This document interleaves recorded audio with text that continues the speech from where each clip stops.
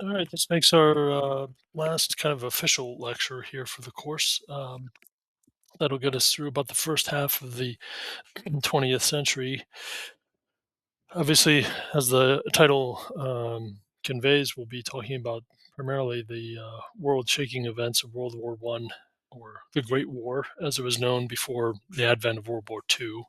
The interwar years between the Great War and World War Two, and then the Second World War itself.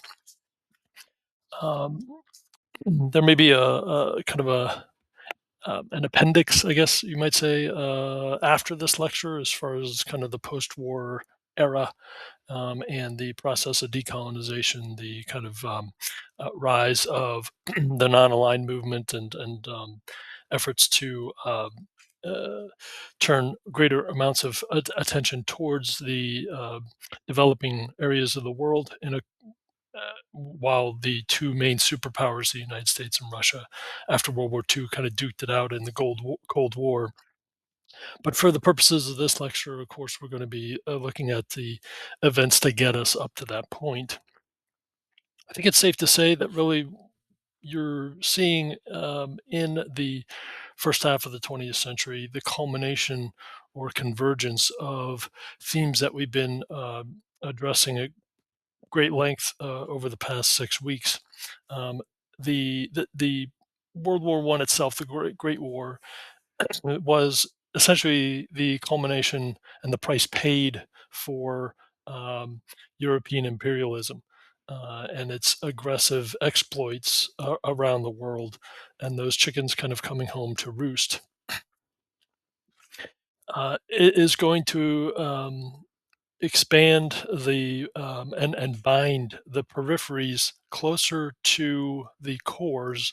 That is to say that the outlying kind of extent of these global empires, primarily the British Empire among them, um, we're now going to the relationship between those peripheries and the core being the home island of or islands of Great Britain or the European powers themselves was going to change in very fundamental ways, which is going to have a lasting impact on not only the remainder of the 20th century, but also moving forward into the 21st century.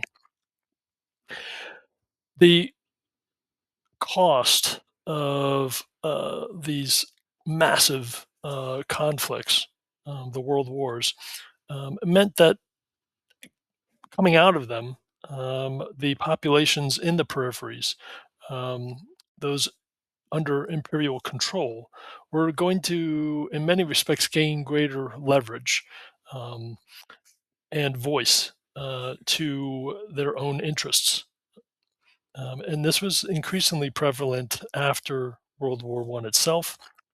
And we're going to see how, over the course of the decades here, it would come to fruition and actually come into actual being following World War II. That this was going to be, by the time of 1941, essentially, one of the major war aims of the of that conflict, World War II, was going to be um, the acknowledgement of the need to dissolve, in many cases, these global empires. That the European powers, which have been so dominant throughout much of the scope of this course, were now beginning to fray at the edges. They were beginning to collapse in many cases. They could not retain dominion over what they had once presided over. As far as World War One is concerned, we'll begin to obviously look at its immediate causes in the Balkan region, most specifically. We'll also look at the strategies to try and achieve victory in a very short order, all of which failed, and basically resulted in a grinding, agonizing war of attrition for lasting for the roughly the next 4 years after 1914. Um, we'll also begin to look at how exactly these European imperial entities began to turn to their imperial peripheries for help and assistance, and how that is going to help facilitate and cultivate notions of identity, independent or independent identity within the imperial framework. And oftentimes have this kind of idealistic or moral debt that many of the um, imperialized populations in places like Africa, India, and elsewhere began to feel towards Europeans overall. One key turning point, or year, I should say, as far as turning point was concerned within World War One, was that of 1917. So we'll take a look at the Russian Revolution that erupts during that period of time, where you see the removal of the Tsarist regime and it being replaced by um, the first major communist state in world history. Also, in that year, it should be noted we have Britain issuing its brief but important and significant Balfour Declaration. In essence, basically, the British authorities recognizing the right of the Jewish people to establish a national home for themselves. We'll also look at the end of the war, the Treaty of Versailles of 1919, that's going to serve to bring World War One to an end, but in many cases, it itself is going to sow the seeds for World War Two. Once that's achieved, we'll turn attention towards the interwar years, basically the 2 decades of the 1920s and 1930s. The events and developments that are taking place during that period of time. Again, not only the mentality coming out of World War One that many Europeans felt, a sense of disillusionment, to summarize briefly, but then also how, in many cases during this interwar period, those non-Western identities are going to begin to coalesce. The Great Depression, of course, is going to dominate the 1930s. Again, this is a global event. Most uh, significantly or most strongly felt within the more industrialized states, primarily of Europe and, of course, the United States. And when there is economic hardship like that, there is a turn towards more extreme measures, and extremism, political extremism, by and large, becomes more popularized. And as a result, it's going to mean that you have the installation of these uh, regimes that are going to help us understand the framework for World War II as the world begins to turn increasing amounts of attention towards um, the inevitability really of a conflict.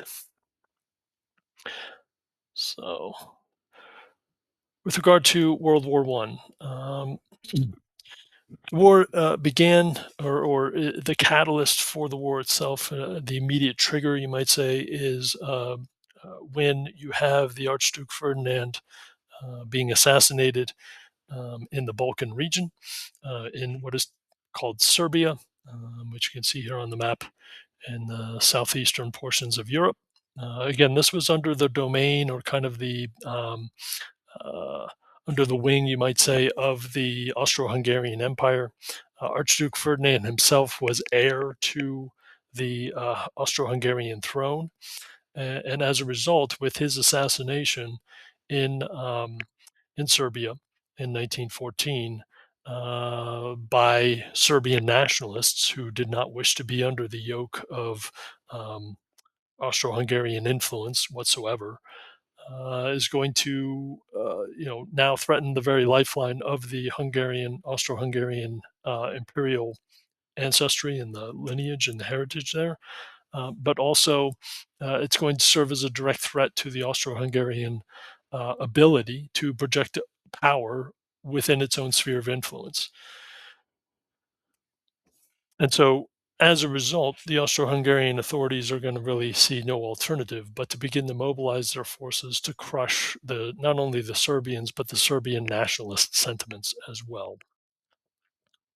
Now, with regard to ethnicity and ethnic identity, again, uh, Serbs are Slavic in their uh, ethnic origins, which means that they share a high degree of kinship with the Russians.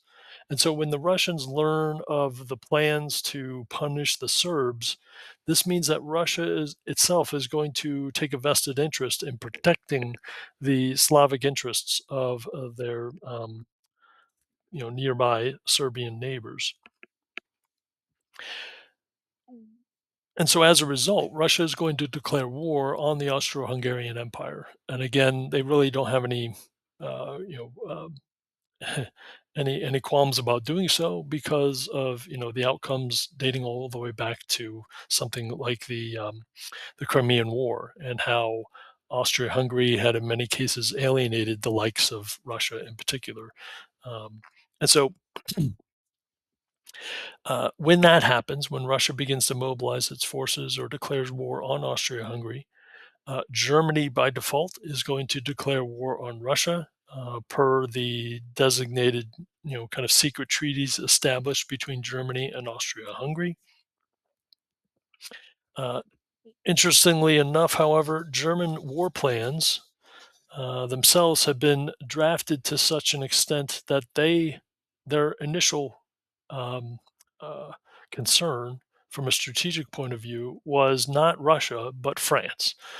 And so as a result, uh, this meant that uh, all the timetables, all the war preparations, all the mobilization was really in the German strategic mindset was along the Western front, that front contiguous with France, and not necessarily had not necessarily kind of forecast any type of war breaking out with Russia first.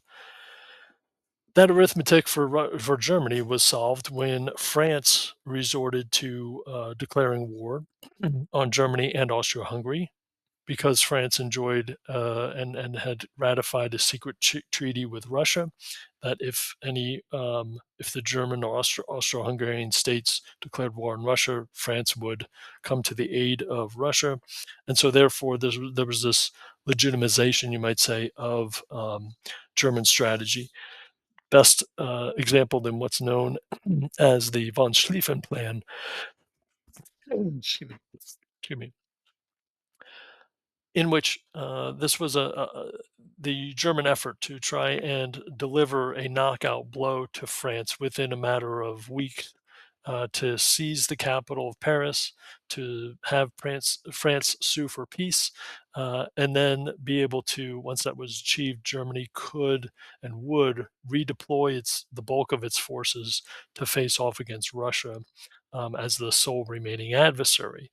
Russia had a massive war machine, but it took a prolonged period of time for it to begin to mobilize, for the troops to be gathered, to be kind of deployed on the front to begin the process of actually engaging in some sort of invasion. In that window, Germany was hoping to knock out France so that it could then turn its full attention to Russia. This whole concept, and you get a pretty good plan, an idea of exactly how the von Schlieffen plan ideally was supposed to, kind of be implemented, is to have these massive amounts of German troops and war material, these army groups, to begin this massive march across not only parts of Germany directly, but also through the Low Countries, the Netherlands, Belgium in particular, to get to move in a most direct route to Paris itself. Excuse me. This was the again the ideal plan. Very quickly, it's going to bog down and uh, be kind of uh, altered significantly.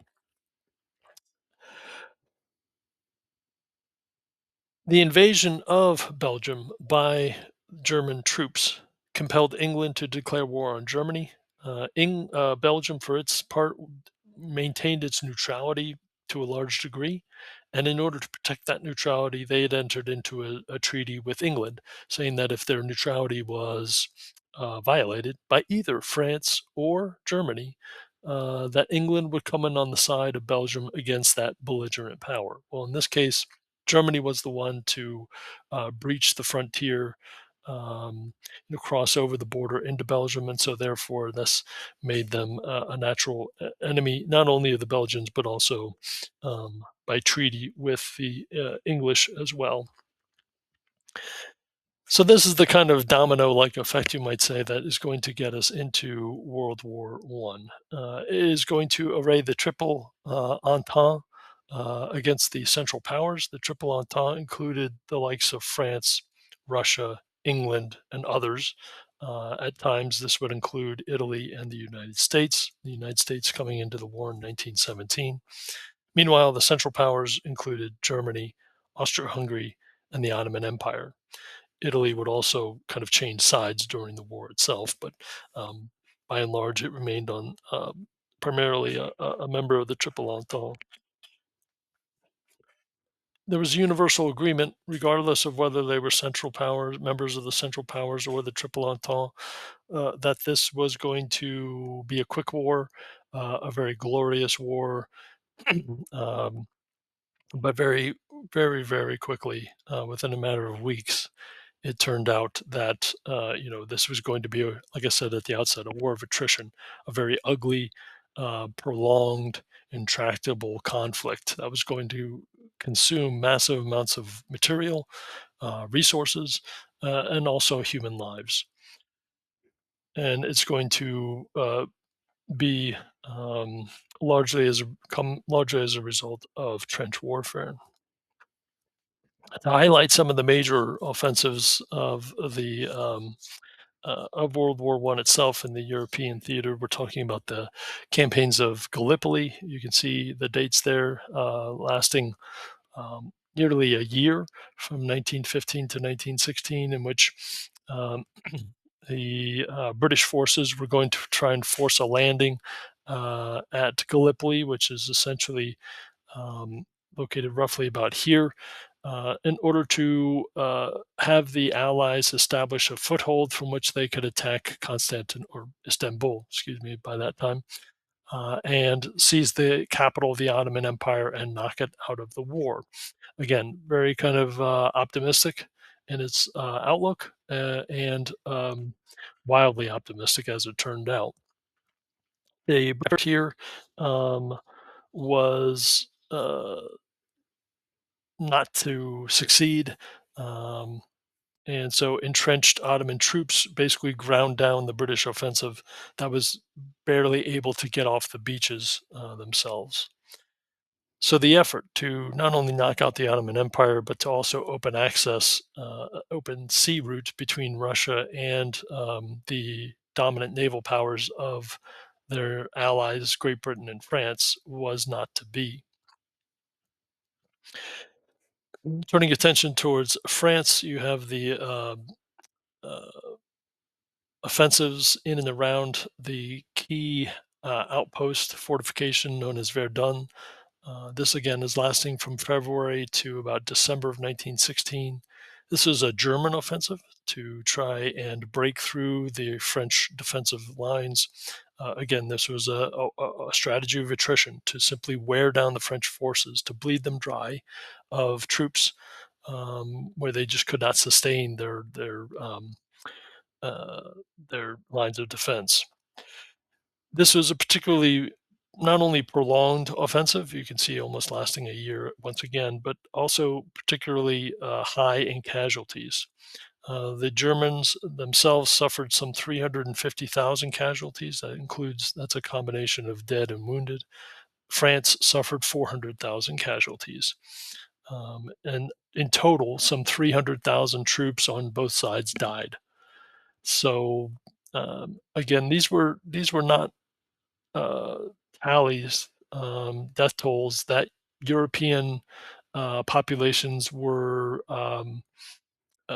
prepared for, and so as a result, people begin to just be staggered by the amount of lethality and how bloody this war was becoming and how quickly that was coming about.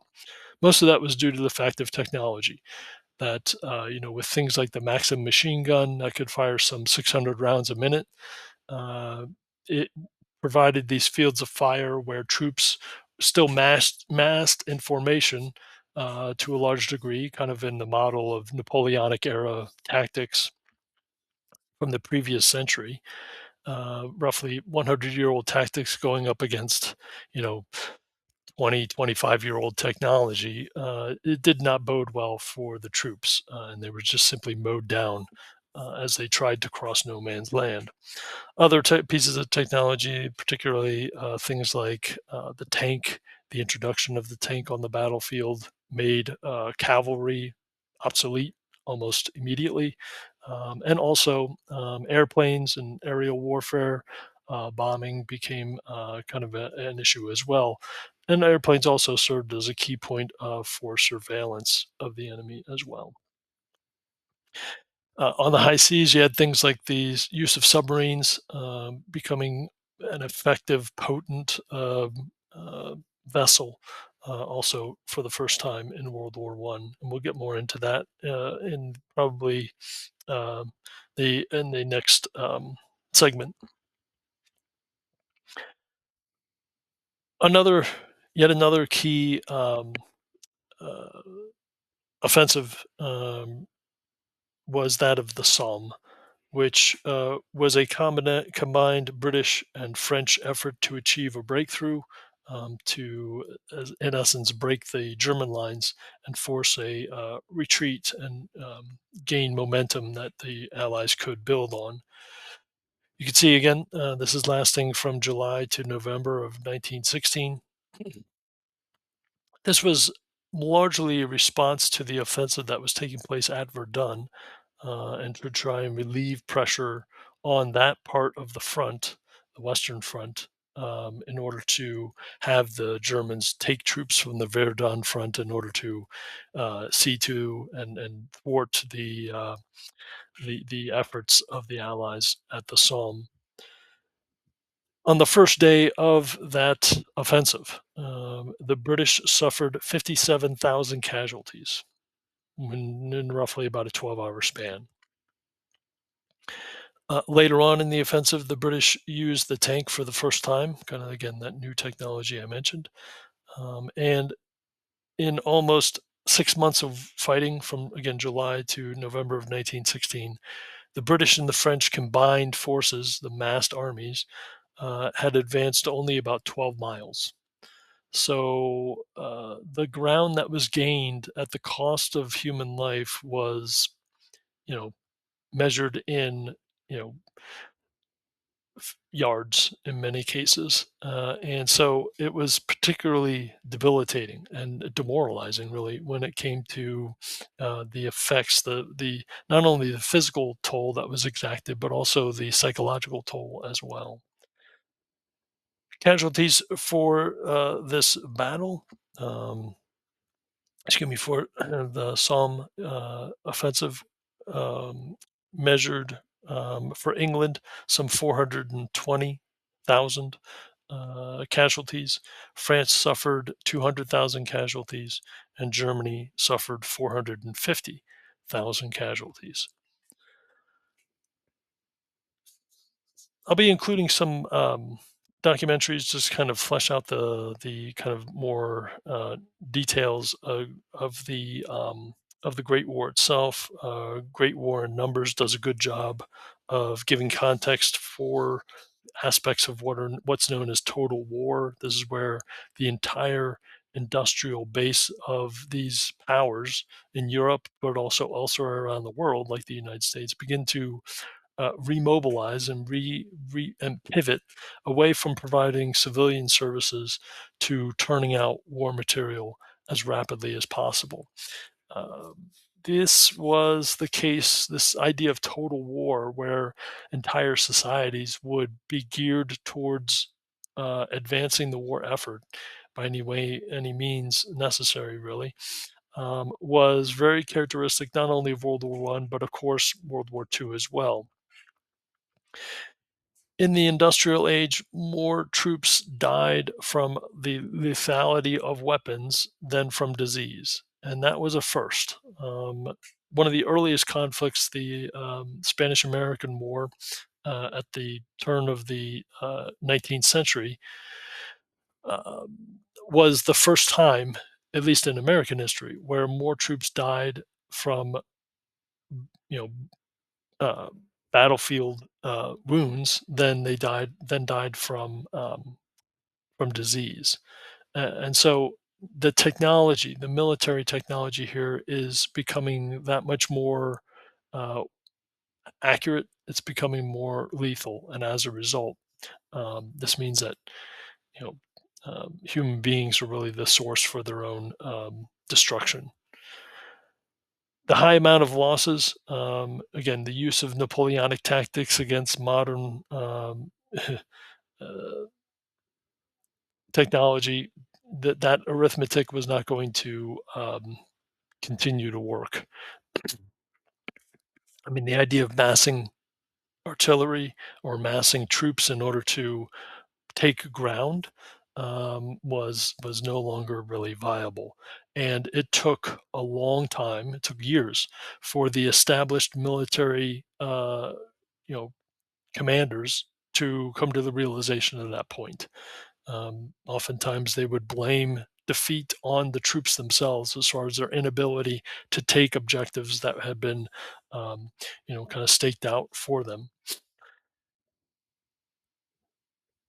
So this gets us to a pretty good stopping point in the kind of half-hour segment here. What I'll do in the next segment in part two is to turn attention towards that key year of 1917. As I mentioned, that's going to be when the Russian Revolution takes place. It's also when kind of you get the development, kind of more modern development of how Europe, in particular, was going to begin to outline a more its dealings, its relations with an evolving situation in what we know to be the Middle East today. But also, 1917 is going to serve as the year that the United States enters World War One as well, coming to the aid of the United Kingdom and France, especially in lieu of Russia and its internal revolutions taking place during that period, during that year itself. So, I'll be back in just a few moments.